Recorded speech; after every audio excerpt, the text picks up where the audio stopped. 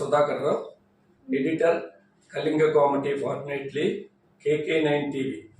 అందరికీ నమస్కారం. కళింగ కామెడీ పత్రికా అభిమానులు, కులాభిమానులు అందరూ KK9 టీవీకి సబ్స్క్రైబర్గా చేరండి, సహకరించండి. కులాభిమానులు మాత్రమే సబ్స్క్రైబర్గా చేరండి. ప్రస్తుతం కళింగ కామెడీ కులం తీవ్రమైన ఇబ్బందులు ఎదుర్కొంటుంది.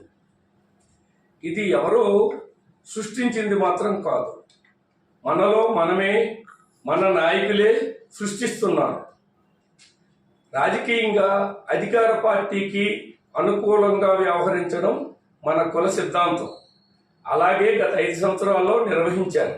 ప్రస్తుతం తెలుగుదేశం ప్రభుత్వం అధికారంలో ఉంది, 14 నెలలు దాటింది. అయినప్పటికీ తెలుగుదేశం కళింగ కామెట్లు సంఘం పైన ఆధిపత్యం చెలాయించడం లేదు, కనీసం ప్రాధాన్యత కూడా వాళ్ళకి లేదు. ఇప్పటికీ వైఎస్ఆర్సీపీ నాయకులే ఆధిపత్యం చెలాయిస్తున్నారు. ఇది పార్టీ బలహీనతో, సంఘ నాయకుల బలహీనతో తెలియదు, కానీ సాధారణ కళింగ కామెట్లు మాత్రం చాలా ఇబ్బంది పడుతున్నారు. ప్రస్తుత పరిస్థితుల్లో రాష్ట్ర అధ్యక్షులు బోయిన గోవిందరాజులు వ్యవహార శైలి చాలా ప్రమాదకరమైన పరిస్థితిలో ఉంది. ఆయన తెలుగుదేశంలో రాష్ట్ర సాధికార సమితి కన్వీనర్గా వ్యవహరిస్తున్నారు. అయినప్పటికీ తెలుగుదేశంకి నిక్కచ్చైన సహాయ సహకారాలు నాయకులకి అందించడం లేదు. ఎంతసేపు ఆయన వైఎస్ఆర్సీపీ నాయకులతో కలిసి సంఘం కార్యక్రమాలు నిర్వహిస్తున్నారు. ప్రస్తుతం అజమాయిషి తెలుగుదేశం పార్టీ పైన వైఎస్ఆర్సీపీ నాయకులకు మాత్రమే ఉంది. అందుకు చాలా ఉదాహరణ. జిల్లా అధ్యక్ష ఎన్నికలు నిర్వహించలేకపోయారు. దానికి వైఎస్ఆర్సీపీ నాయకులు తీసిన తగాదాలే కారణం. అది వాయిదా పడింది. ఇటీవల కొద్ది రోజుల క్రితం శ్రీకాకుళం నగర సంఘం అధ్యక్ష ఎన్నిక నిర్వహించారు.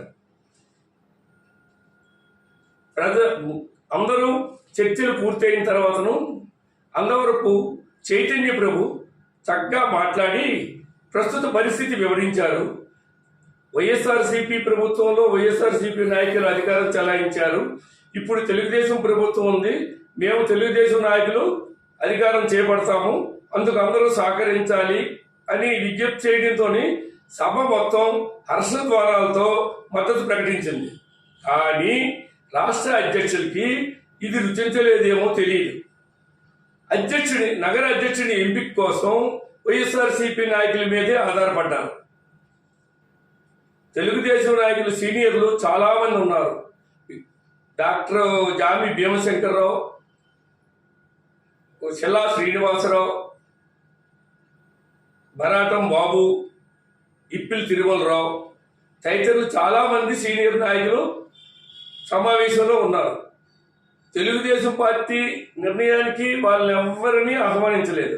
కానీ అధ్యక్షుని ఎంపిక చేయడానికి కోనార్కు శ్రీను, అన్నవరపు సూరిబాబు, ఓన నాగరాజు, తంగుడు నాగేశ్వరరావు సలహాలతోని గోవిందరాజులు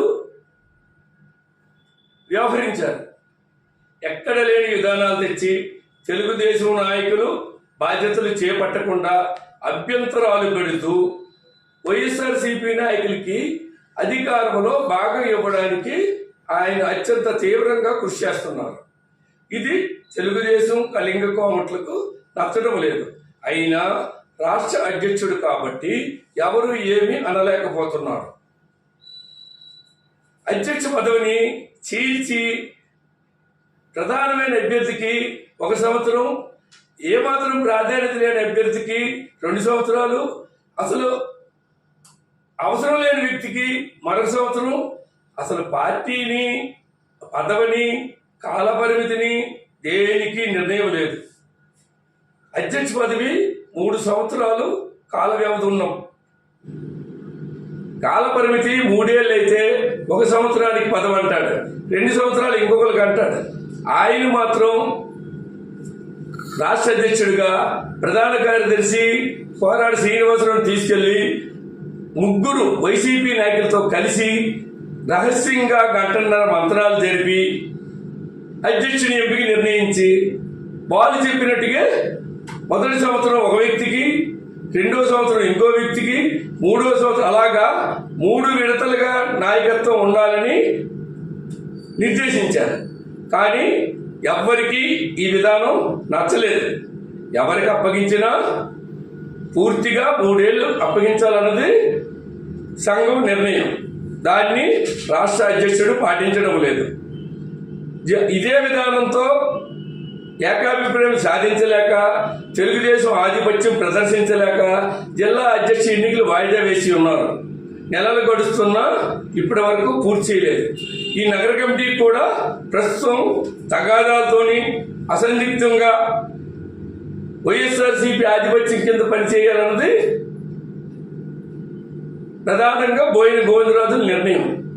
తెలుగుదేశంకి జాతి మొత్తం అంగీకరించి పదవులు చేపట్టమని విజ్ఞప్తి చేస్తుంటే ఈయన మాత్రం సంఘంలో పార్టీలు ఎందుకు, అందరికీ కట్టుకొని పోవాలనే ఒక పాత సిద్ధాంతాన్ని తెచ్చి ఈయన